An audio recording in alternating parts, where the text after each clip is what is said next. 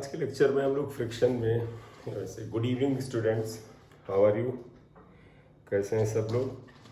बेटा आज के लेक्चर में फ्रिक्शन का वो पार्ट पढ़ेंगे जिसमें दो बॉडी एक दूसरे के ऊपर स्लाइड करती हैं। ठीक है बेटा, तो इसमें हम लोग एक्चुअली लेना चाहते हैं motion of two blocks, motion of two blocks, one resting on the other block, one resting on the other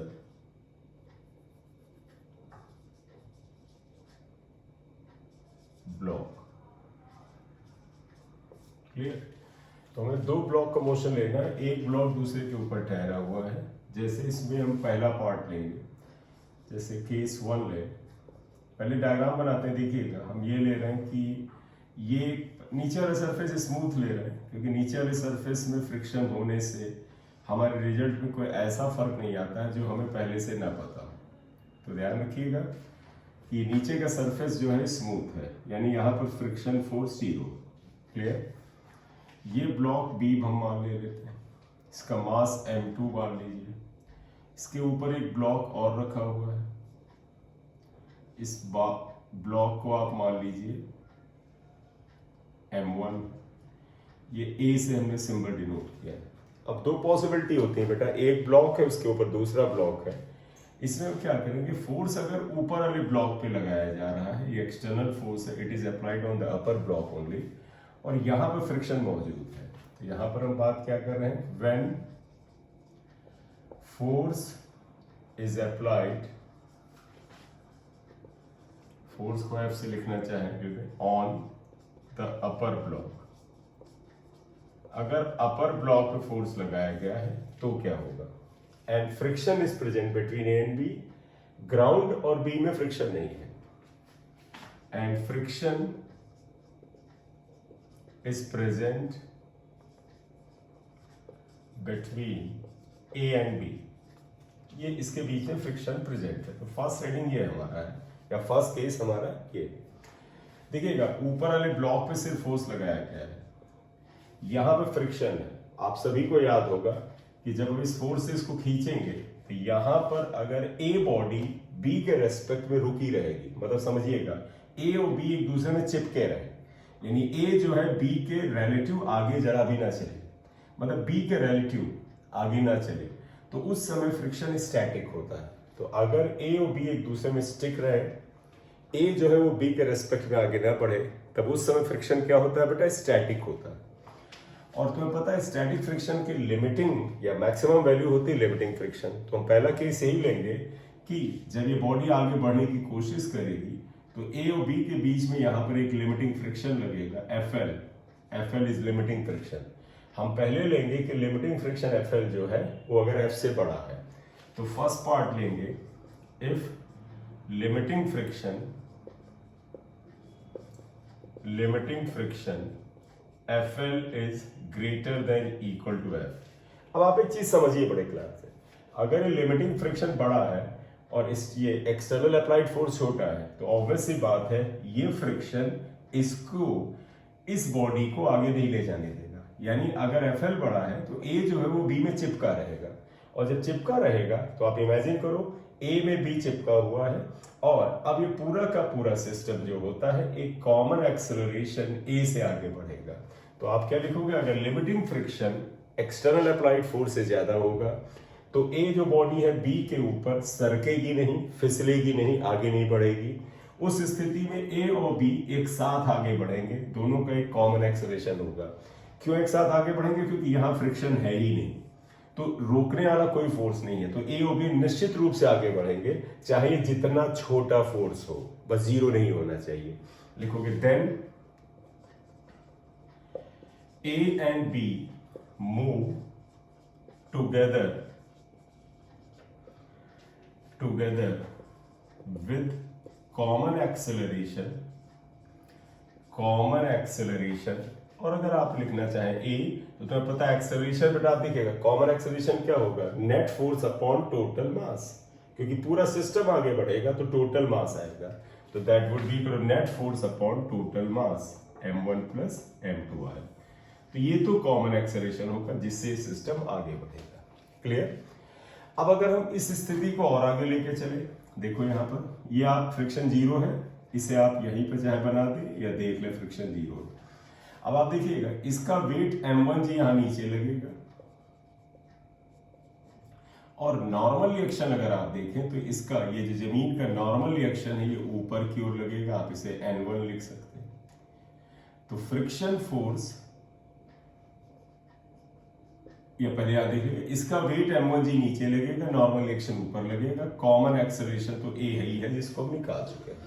अब हम इस कंडीशन को वापस लाते हैं, आप लिखिएगा यहाँ पर since limiting friction is greater then और इक्वल टू एफ है। आपको पता है लिमिटिंग फ्रिक्शन क्या होता है, सभी को पता है लिमिटिंग फ्रिक्शन होता है म्यू। अगर बेटा इसके और इसके बीच में coefficient of static friction mu S है तो आप ध्यान रखिएगा लिमिटिंग फ्रिक्शन का फॉर्मूला आई थिंक सभी को याद होगा, म्यू इंटू एन होता है। तो म्यू मतलब म्यू एस, एन का मतलब n1। बेटा ध्यान रखना फ्रिक्शन इनके बीच है तो नॉर्मल रिएक्शन ये वाला आएगा और ये m1 जी के बराबर है, ये आएगा। क्लियर? तो अगर आप इसके अकॉर्डिंग और आगे चलें तो देखिएगा म्यू एस और आप देखिएगा एफ ये आया, एस की वैल्यू अगर आप देखें सॉरी n1 की वैल्यू देखें तो m1 जी के बराबर है। तो देखो n1 equal to m1 g, बेटा देखिएगा upward force equal to downward force, तो ये n1 g should be greater than equal to f आएगा। क्लियर? से लिखा था therefore you can write f should be less than equal to mu s m1 g. आप इसको कोई equation दे सकते हैं, मान लीजिए हमने इक्वेशन स्टार्ट दे दिया या। अब आगे देखिएगा since FL is greater than equal to f और FL क्या है बेटा, FL को देखिएगा ये आया था म्यू एस m1 जी के बराबर आया है, FL is greater then, F को आप लिख सकते हैं मास of B into acceleration of B। क्यों बेटा आप समझिएगा, फॉर बी ब्लॉक की अगर आप ध्यान से देखो ये बी ब्लॉक को आगे ले जाने वाला फोर्स क्या है FL, और FL जो है लिमिटिंग फ्रिक्शन ही F के बराबर है।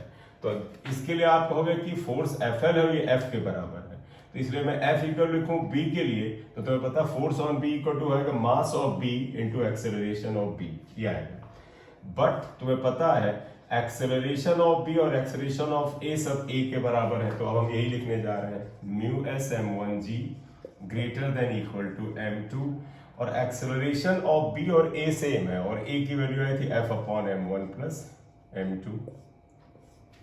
अब आप यहां से लिखें तो ये इधर ले आइए, तो आप देखो mu s m1 g m1 plus m2 upon m2 is greater than equal to f आएगा, therefore f should be less than equal to mu s m1 plus m2 g upon m2, ये आएगा।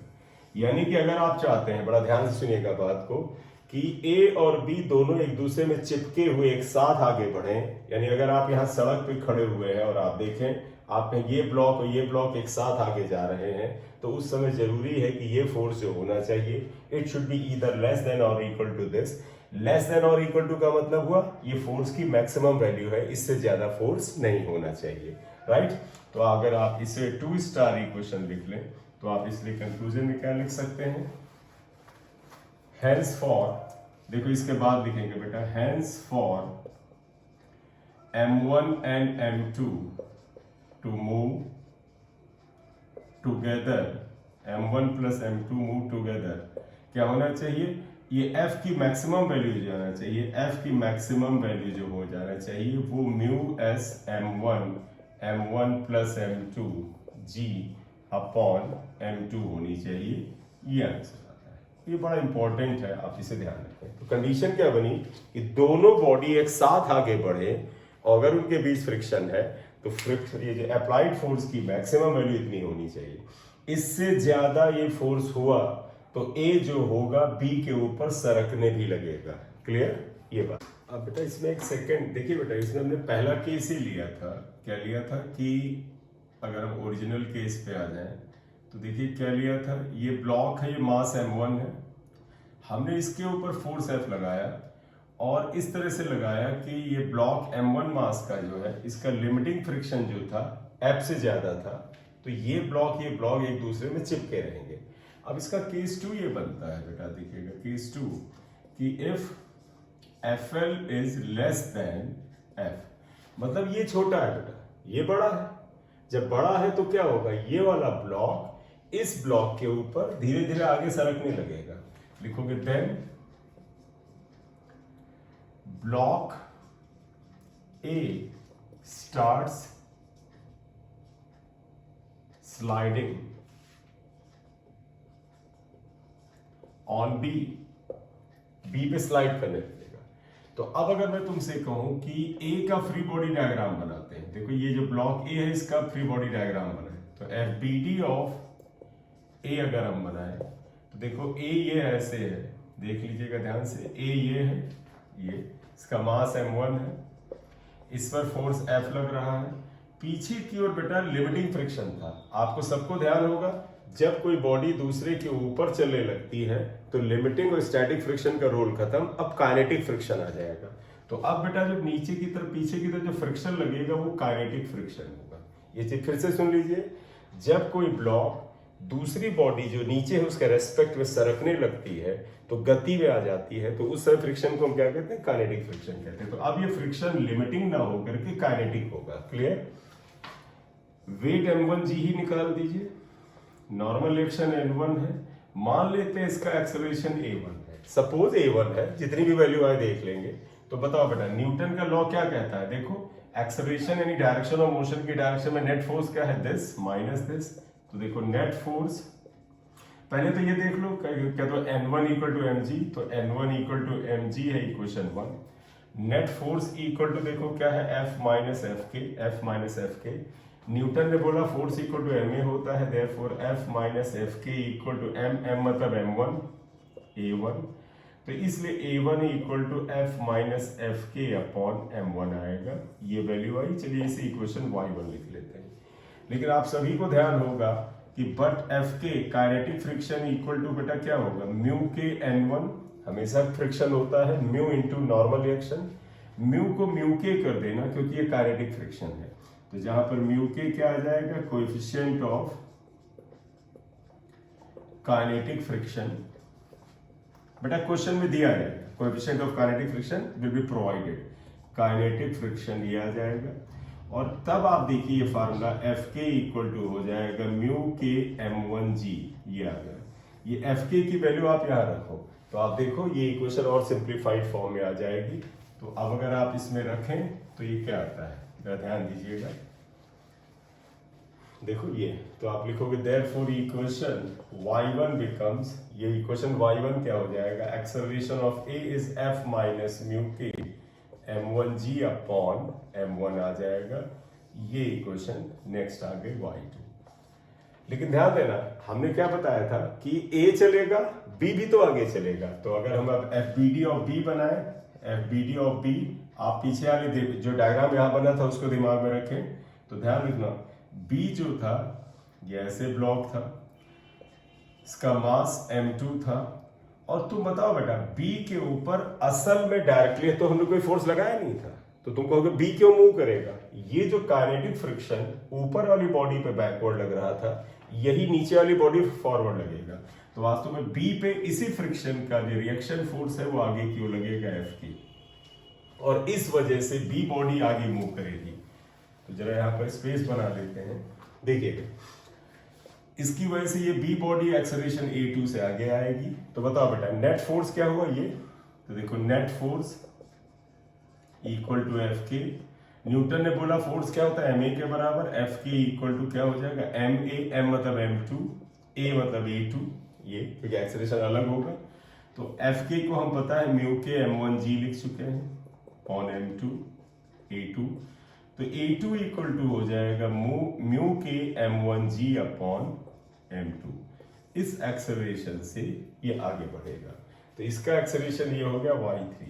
तो इस तरह से आप क्या कह सकते हैं कि अगर दो ब्लॉक, मैं इस डायग्राम को फिर से बना दूं, देखो एक ब्लॉक A है ऊपर वाला और ये B है नीचे वाला, इस ब्लॉक के ऊपर अगर ए रखा हुआ है ब्लॉक, ये इसका मास m1 था, इसका मास m2 है, तो ए जो होगा एक्सेलरेशन a1 से आगे बढ़ेगा, जो बी होगा वो एक्सेलरेशन a2 से आगे बढ़ेगा। तो अगर क्वेश्चन में हो गया इतना काफी है, इतना ही अक्सर मेडिकल में पूछा जाता है। अब अगर जेईई मेंस और एडवांस लेवल पे जाए तो कई बार पूछ लेंगे what is the relative acceleration of A with respect to B. आप जमीन पे खड़े होकर अगर आप बताएं तो आप कहोगे कि ए अलग एक्सेलरेशन इतने से मूव कर रहा है, बी अलग एक्सेलरेशन इतने से मूव कर रहा है। तो देयरफॉर क्या, relative acceleration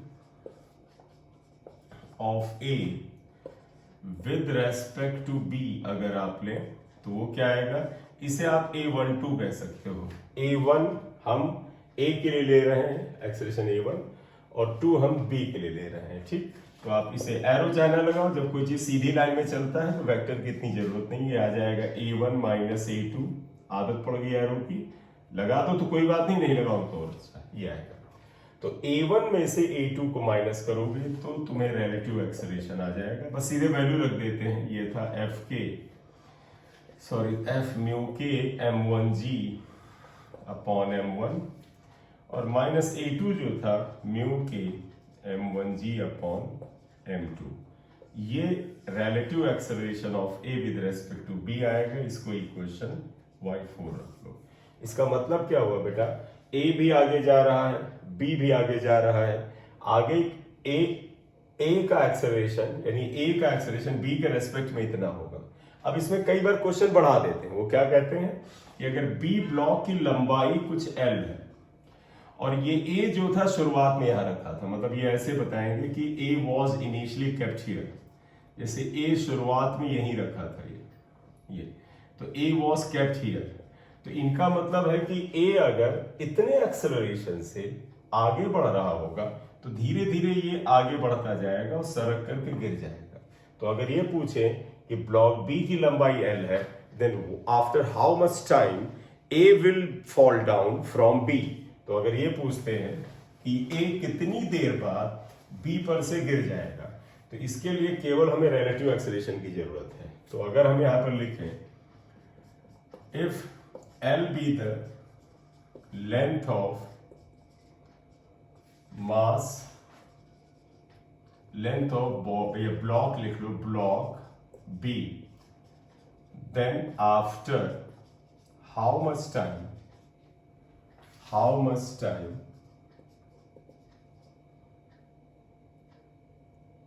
a will fall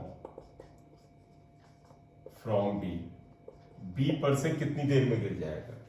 तो आप देखिएगा let it falls after time t।